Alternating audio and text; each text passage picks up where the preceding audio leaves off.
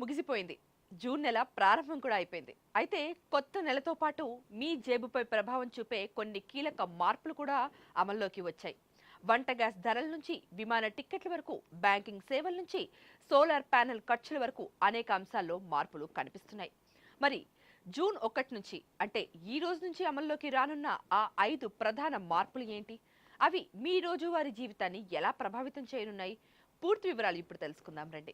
ప్రస్తుతం అంతర్జాతీయ మార్కెట్లో ఇంధన ధరలు పెరుగుతున్నటువంటి ఈ నేపథ్యంలో ఈసారి కూడా గ్యాస్ ధరల్లో మార్పులు ఉండే అవకాశం ఉందని అంచనా వేస్తున్నారు. అంతేకాకుండా ముఖ్యంగా కమర్షియల్ సిలిండర్ల ధరలు కనుక పెరిగినట్టయితే హోటళ్లు, రెస్టారెంట్లు, అదేవిధంగా ఇతర వ్యాపార సంస్థల నిర్వహణ ఖర్చులు కూడా పెరిగే అవకాశం ఉంది.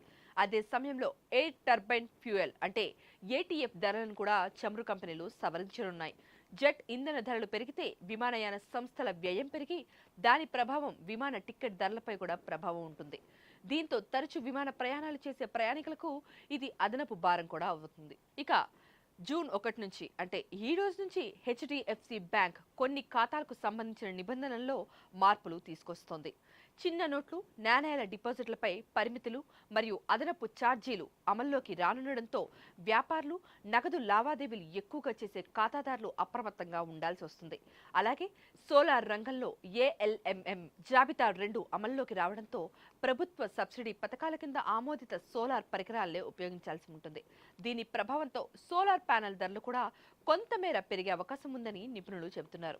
ఇక ఈ నెలలో పలు పండుగలు, ప్రత్యేక దినాలు మరియు వారాంతరపు సెలవుల కారణంగా బ్యాంకులు ఎక్కువ రోజులు మూసివేయబడే అవకాశం కూడా ఉంది.